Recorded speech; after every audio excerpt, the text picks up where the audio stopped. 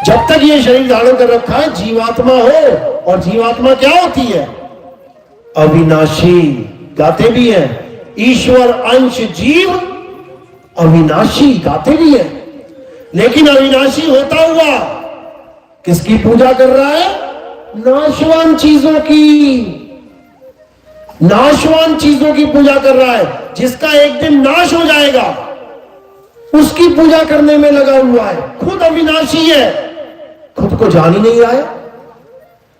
पत्थर की पूजा करने में लगा है, पत्थर को भगवान बना लिया इस अविनाशी जीव ने। साहिब समझा रहे हैं, अरे पाथर पूजे हरि मिले तो मैं पूजू पहाड़, और वासे ये चाकी भली जो पीस खाए संसार। कहते हैं अगर पत्थर पूजने से हरि मिल जाए तो पत्थर आता कहां से? पहाड़ से लाते हो ना। मैं पहाड़ी पूज लेता हूं, क्यों छोटा सा पत्थर पूजूं? भगवान मिलेगा तो बड़ा वाला मिलेगा, छोटा क्यों चाहिए भाई? और अगर पत्थर ही पूजना है तो कौन सा पत्थर पूजो? जो सारे धर्म के लोगों के काम आता है।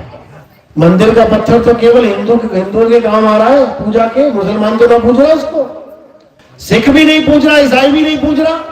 लेकिन एक ऐसा पत्थर है जो सबके काम आ रहा है, उसका क्या नाम है? वासे ये चाकी भली पीस खाए संसार। ये जो चक्की चल रही है ना, आटा गेहूं पीसने वाली, आटा कहां से मिलता है? चक्की से ही तो मिल रहा है। किसको मिल रहा है? हिंदू को, मुसलमान को, सिख को, ईसाई को, सबको। गांव में एक चक्की है और चक्की खराब हो जाए तो कौन परेशान होगा? हिंदू, मुस्लिम, सिख या ईसाई? सारे परेशान हो जाएंगे। सब दौड़ेंगे दूसरे गांव में, चक्कर लगाएंगे, भैया यहां कोई चक्की है क्या? हमारे गांव की चक्की तो खराब हो गई।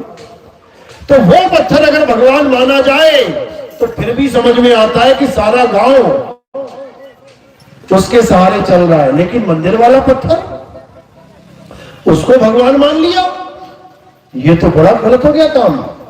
क्यों गलत हुआ? कारण क्या है? क्योंकि वो भगवान जो ने बनाया है पत्थर रूपी, वो अपने मंदिर की भी हिफाजत नहीं कर सकता, वो अपने मंदिर की रक्षा नहीं कर सकता। मंदिर में गल्ला है, रात में चोर है, गल्ला उठा के ले गए, सुबह अखबार में आया कि जी इच्छा पूर्ति मंदिर में गल्ला चोरी हो गया। अब रिपोर्ट लिखवा रहे हैं भगवान का सामान चोरी हो गया, इंसान ढूंढेगा। पता लगा थोड़े दिनों में अष्टधातु की मूर्ति थी, भगवान को उठा के ले गया चोर। अब फिर रिपोर्ट लिखवा रहे हैं कि जी भगवान गुमशुदा, भगवान को उठा के ले गए चोर, किडनैप हो गया। जी बताओ क्या किया जाए? समझो बात को। क्या भगवान को इंसान चोरी करके ले जा सकता है? सोचने वाली बात है, समझने वाली बात है। कभी नहीं ले जा सकता। किसको ले जा रहा है? वो पत्थर को ले जा रहा है। किसने स्थापित किया? आदमी ने किया। किसने बनाया? आदमी ने बनाया। किसने ऑर्डर दिया था बनाने का? आदमी ने बनाने का ऑर्डर दिया था। आदमी ने ऑर्डर दिया, आदमी ने ही बनाया, आदमी ने ही रख के आदमी ने ही प्राण डाल दिए भगवान में। बताओ, यानी आदमी भगवान बन बैठा है। भगवान में भी प्राण आदमी डाल रहा है। अपना बेटा बेटी कोई मर जाता है तो शमशान घाट लेके जाता है, उसमें प्राण डाल दे भाई। प्राणों की तो कमी है, बाकी लीवर किडनी सब कुछ चल रहा है, बढ़िया है, बस प्राणी तो नहीं है। डाल दे प्राण, अपने में तो नहीं डाल पाया, लेकिन मंदिर की मूर्ति में प्राण डाल देते हैं। यही अज्ञानता है। ठीक है, मंदिर होना चाहिए। क्यों? क्योंकि कुछ नहीं से कुछ भला। गांव में मंदिर भी नहीं होगा तो बच्चे क्या करेंगे?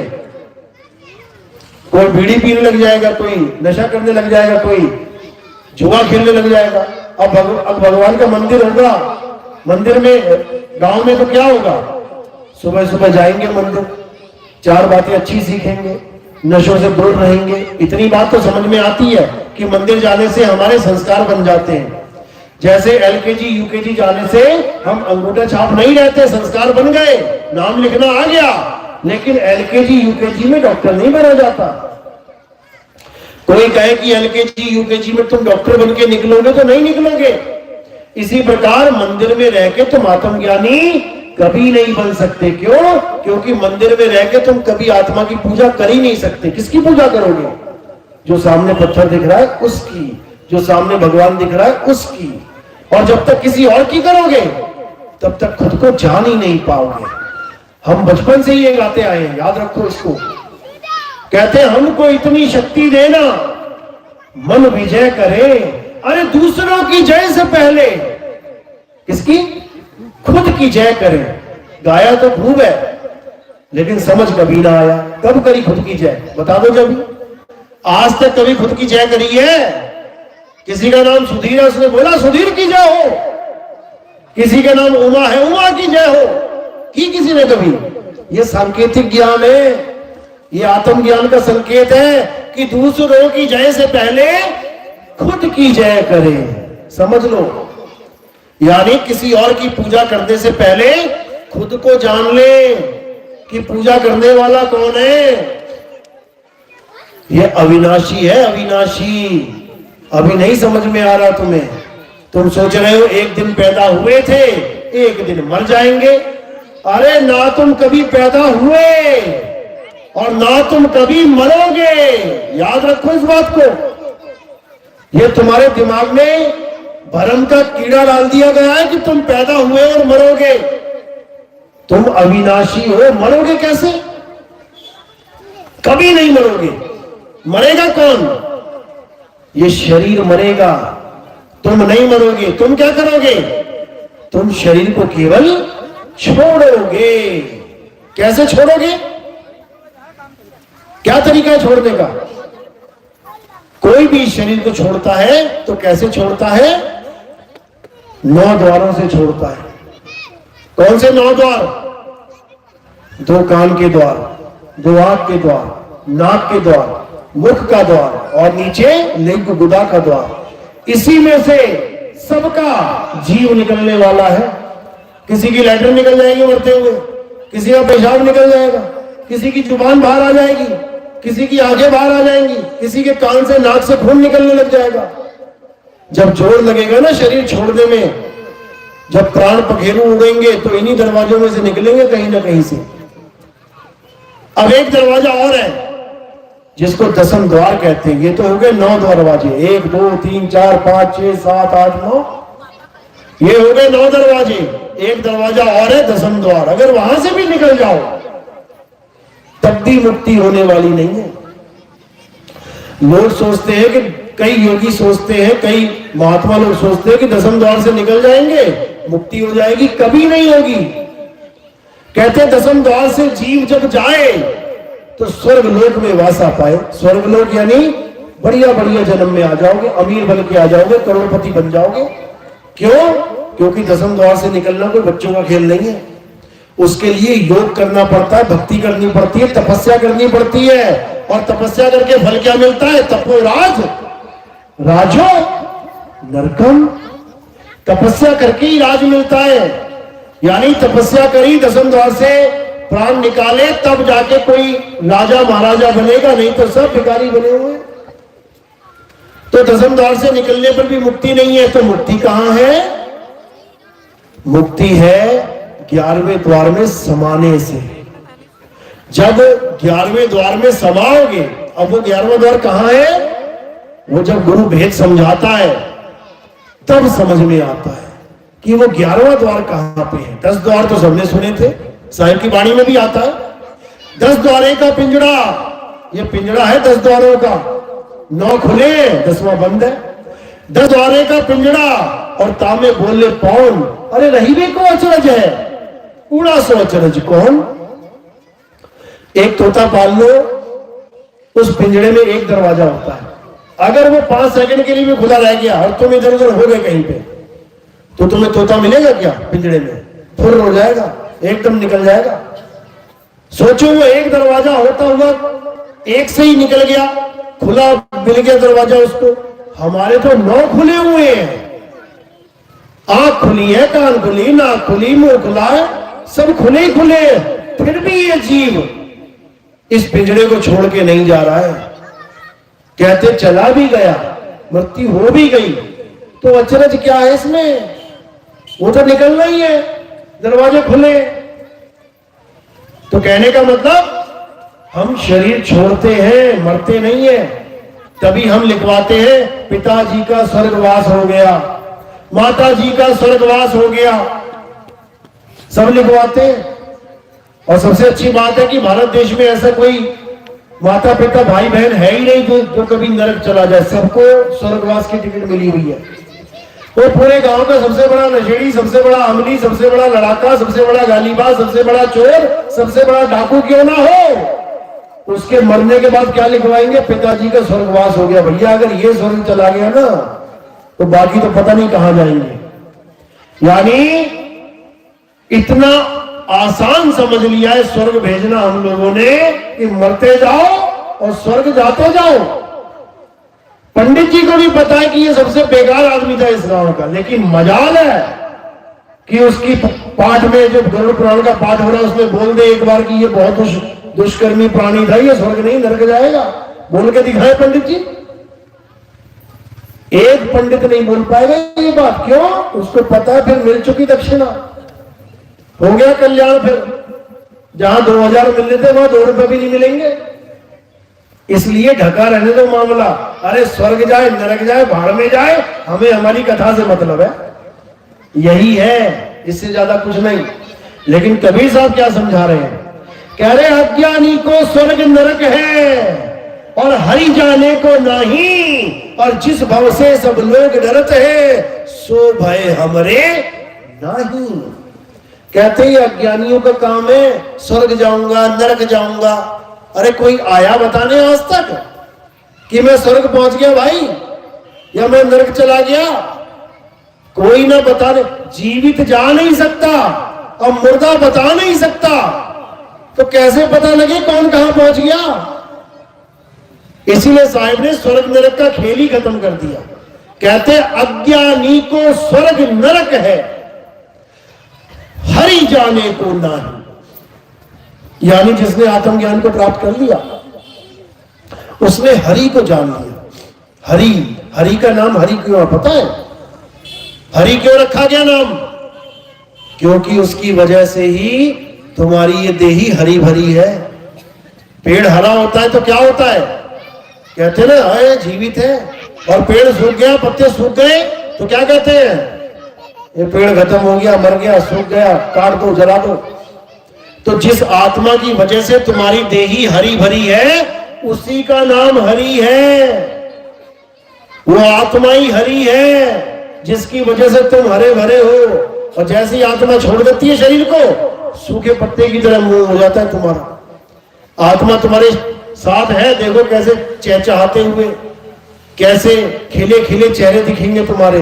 और आत्मा छोड़ दे शरीर को, तुम्हारे चेहरे की तरफ देखने का मन नहीं करेगा किसी का। आंखें कहीं घूम जाएंगी, मुंह कहीं टेढ़ा हो जाएगा और बिल्कुल रौनक खत्म हो जाएगी चेहरे की। तो वो हरि आत्मदेव है। और जो हरि को जान लेता है उसको फिर स्वर्ग नरक का ख्याल नहीं रहता। क्यों? क्योंकि फिर वो उसी आत्मा में समा जाएगा, उसी आत्मा में रमण करेगा। गीता में भी इसका जिक्र किया गया है। अध्याय 3 17वां श्लोक जब पढ़ोगे तब तुम्हें समझ में आएगा कि असली उपदेश क्या है गीता का। गीता में देवी देवताओं की पूजा का उपदेश नहीं है, भूल जाओ इस बात को। गीता में क्या उपदेश है? हे अर्जुन, जो अपनी आत्मा में रमण करते हैं, जो अपनी आत्मा में तृप्त है, जो अपनी आत्मा में संतुष्ट है, उनके लिए कोई धार्मिक कर्म कर्तव्य लागू ही नहीं होता। कौन सा अध्याय है ये? 3रा अध्याय है। श्लोक कौन सा है? 17वां श्लोक। पढ़ो इसको। तुम्हें तुम्हारी आत्मा में रमण करने का आदेश किया जा रहा है। और तुम कहां रमण कर रहे हो? तुम रेत में रमण कर रहे हो। मंदिर बना रखे रमण रेती करके। जाओ वहां पे और रेत में गोल मोल घूमो और घर वापस आ जाओ। अरे रेत में ही गोल गोल घूमना है, उसके लिए 184 योनियां पड़ी हुई है। वो रेत में ही घूम रहे हैं सारे। देखो कुत्ता कहां बैठा है? रेत में, मिट्टी में। गाय कहां बैठी है? मिट्टी में। बैल कहां बैठा है? मिट्टी में। शेर चीते हाथी घोड़े कहां बैठे हैं? मिट्टी में। तुम बैठे हो सोफे पे, तुम बैठे हो बिस्तर पे, तुम बैठे हो 10-10 हजार के गद्दों पे और कोई बैठा है दिखा दो। तुमने रेत में नहीं जाना है, रेत में जाने का काम 84 का है। तुमने आत्मा में रमण करना है। और कैसे कर पाओगे? जब तुम्हारे जीवन में आत्म ज्ञानी गुरु आएगा जो तुम्हें भेद समझाएगा आत्मा का, कि तुम्हारी काया, हाथ कैसे उठ रहा है, जुबान कैसे चल रही है, आंखें कैसे घूम रही है, किसकी वजह से, कौन सा करंट है जिसकी वजह से ये सारा पंखा चल रहा है, उस आत्मा का ज्ञान करवाएगा। उसके लिए गीता में कौन सा अध्याय बताया है? अध्याय 4 34वां श्लोक पढ़ना अच्छे से। क्या लिखा उसमें? हे अर्जुन, अगर इस ज्ञान को प्राप्त करना चाहते हो, आत्मा के ज्ञान को प्राप्त करना चाहते हो, तो तुम ऐसे तत्वज्ञानी संत की शरण में जाओ। तत्वज्ञानी मतलब जो तत्वों का ज्ञान रखता हो। आत्मा भी एक तत्व है। जैसे 5 तत्व है नाशवान, वैसे आत्मा तत्व है अविनाशी, जिसको निहि तत्व भी कहा जाता है। यानी 5 तत्वों जैसी नहीं है ये निहि तत्व है, लेकिन उसके ज्ञान को भी तत्व ज्ञान समझाने के लिए बोला जाता है। तो कहते हैं ऐसे गुरु की शरण में जाओ जो तत्व ज्ञानी हो, वही तुम्हें तुम्हारी आत्मा का ज्ञान समझा सकता है। एक बार आत्मा का ज्ञान हो जाने पर तुम कभी नाशवान तत्वों में नहीं भ्रमण करोगे, कभी अज्ञान को प्राप्त नहीं कर पाओगे। यानी जिसको नहीं पता करंट कैसा होता है, उसके सामने तुम लाख बार कह दो करंट ऐसा है, करंट वैसा है, वो सुन तो लेगा तुम्हारी बात, लेकिन कभी समझ नहीं पाएगा कि आखिर ये बात कर किसकी रहा है, ये करंट होता कैसा है। जैसे 1 घंटा हो गया मुझे आत्मा आत्मा आत्मा करते हुए, सुन सब रहे हैं आत्मा आत्मा आत्मा, लेकिन कुछ लोग के चेहरे देख रहा हूं मैं, सोच रहे हैं यार क्या आत्मा आत्मा लगा रखा है, क्या है ये आत्मा? क्यों नहीं समझ पा रहे हो? क्योंकि तुमने कभी आत्मा को जाना नहीं है। इसी प्रकार जिसने कभी करंट का झटका खाया नहीं, उसके सामने तुम लाख बार कह दो अरे करंट बड़ा खतरनाक होता है, करंट बड़ा झटका मारता है, करंट लग जाए तो हालत खराब, वो समझ ही नहीं पाएगा कैसे हालत खराब होती है। किस किस को करंट नहीं लगा? कभी हाथ खड़ा करो जरा। आज तक किसी को करंट ऐसा है कोई जिसको नहीं लगा? सभी करंट खाए बैठे हैं, सभी करंट खाए बैठे हैं। एक भी अगर ऐसा होता ना जिसे नहीं लगा, एक लड़की ने उठाया, तुम्हें लगा करंट? लग चुका? नहीं लगा। अब इसे तुम पूरे दिन पूरी रात पूछते रहो कैसा होता है करंट, ये तुम्हें कभी बता नहीं सकती, ये बता नहीं सकती कि कैसा होता है करंट। लेकिन अगर इसको करंट का ज्ञान चाहिए तो बेटा वो है स्विच, बस एक बार छू के देख ले, एक बार छुएगी सारी उम्र नहीं भूलेगी कि करंट क्या होता है। उसके बाद जहां भी करंट का नाम आएगा ऐसे कान खड़े हो जाएंगे, अरे भाई बड़ा खतरनाक है ये तो, समझ लो। ये आत्मज्ञान केवल उसको समझ में आता है जो आत्मा को जान चुका है। बाकी केवल जिज्ञासावश सुनते हैं, जिज्ञासावश पंथ में जुड़ते हैं कि मैं भी चाहता हूं आत्मज्ञान, मुझे भी पता लग जाए कि आत्मा होती कैसी है।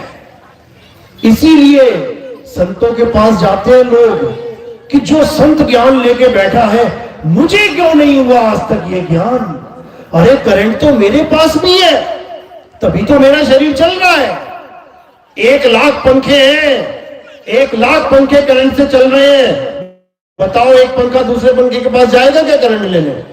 सबके पास है, लेकिन अज्ञानतावश एक पंखा दूसरे की पूजा कर रहा है कि तू भगवान तू भगवान। अरे तू भी भगवान है, तेरे पास भी करंट है, तू अपने करंट को जान, दूसरों की पूजा छोड़। समझ लो, यही साईं समझा रहे हैं। अरे सब घट मेरा साइया, सुनी सेज न कोय, और बलिहारी वा घट की जिस घट प्रगट होए। कहते बलिहार जाता हूं मैं उस घट के जिसमें आत्मज्ञान प्रकट हो जाए। जहां आत्मज्ञान प्रकट हो गया वहीं परमात्मा का वास है, कहीं जाने की जरूरत नहीं पड़ेगी, नहीं पड़ेगी। तो इसीलिए कहीं जाने की जरूरत नहीं है, जहां तुम बैठे हो वही आत्मा है, जहां पंखा चल रहा है वही करंट है, कहीं जाने की जरूरत नहीं है। बस करना क्या है, आत्मज्ञानी गुरु की शरण में आना है, उससे ज्ञान प्राप्त करना है। वो तुम्हें समझाएगा कि तुम्हें तुम्हारा आत्मज्ञान कैसे प्राप्त हो। उसके बाद हर उस चीज को त्याग देना है जो आत्मा से जुड़ी नहीं है, उसकी पूजा नहीं करनी है। जैसे पत्थर, कोई भी भगवान हो, कोई भी गुरु हो, कोई भी देवी देवता हो, अगर तुमने उस पत्थर को टेढ़ा कर दिया, कितने घंटे में सीधा हो जाएगा? कितने दिन में सीधा हो जाएगा? कितने हफ्ते में सीधा हो जाएगा? कितने महीने में? कितने साल में? कितने युग में? सारे युग खत्म हो जाएंगे, सीधा नहीं होगा। और तुम्हें बकरी के बच्चे को टेढ़ा कर दो, कितनी देर में सीधा हो जाएगा? तुम जैसी करके उठोगे वो तुमसे पहले, छोड़ने से पहले खड़ा हो जाएगा। क्या फर्क है कि भगवान कैसे सीधा नहीं हो पाया जबकि प्राण भी डाल दिए, और एक बकरी का बच्चा 2 सेकंड में सीधा हो गया? क्या कारण है? क्या है बकरी के बच्चे में? आत्मा। और क्या नहीं है भगवान की मूर्ति में? आत्मा।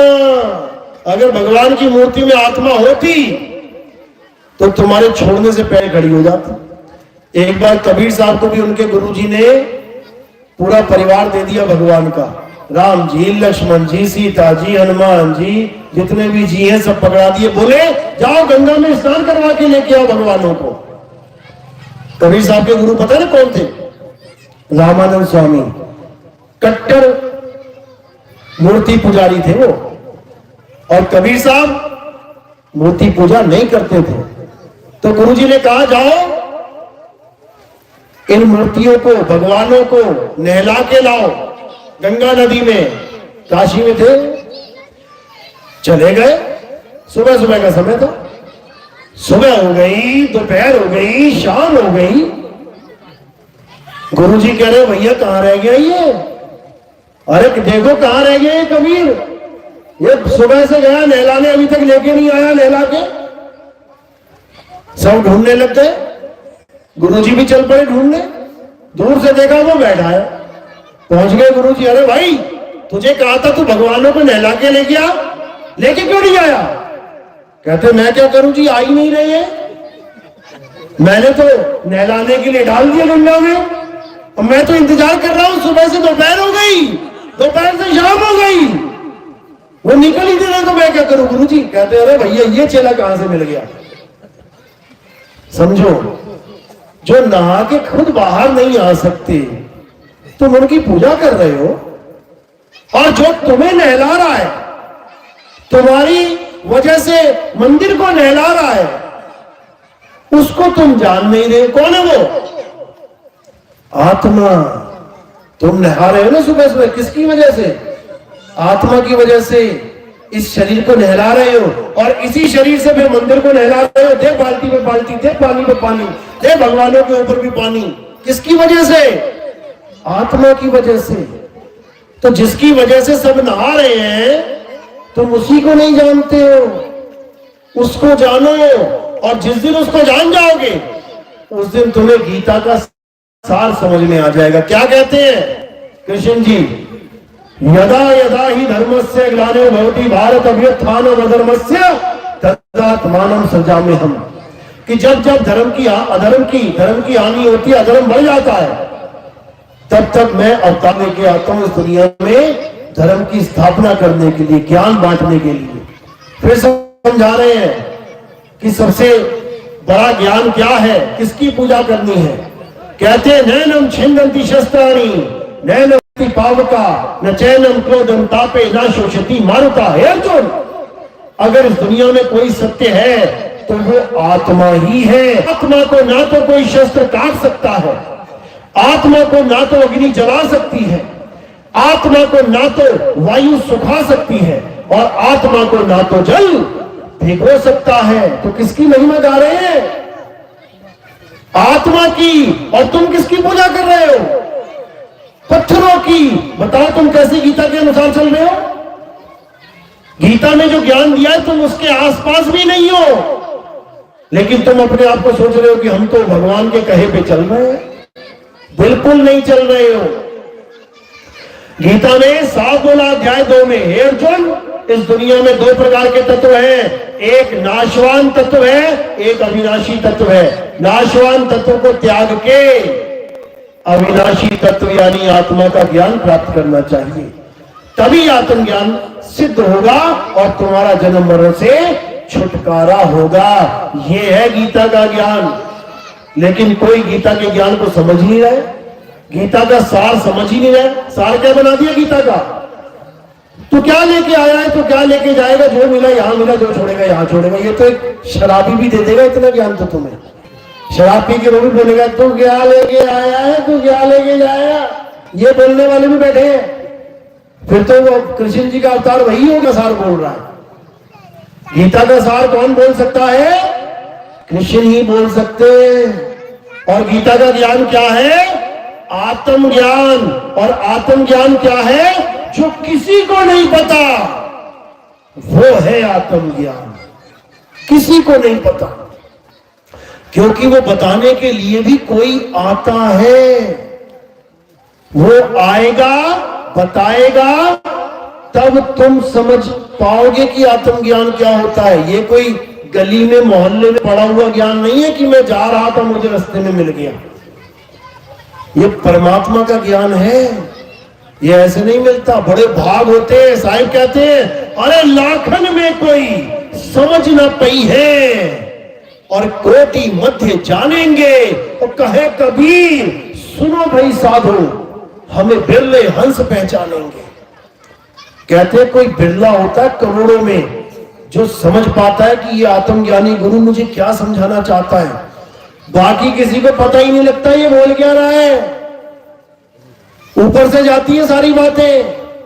जिस पर मालिक की कृपा हो वही समझ पाता है कि आखिर ये चाहते क्या है गुरु जी, क्या बताना चाहते हैं मुझे। मेरी बातें समझ में आ रही हैं? किस किस के समझ में आ रही है? हाथ खड़ा करो। एक बार फिर से हाथ खड़ा करो। बहुत बढ़िया, ज्ञानी पुरुष हो गए सारे। अभी जन्माष्टमी आ जाएगी ना, अभी सब मंदिर में ढोलकी बजाते मिलेंगे।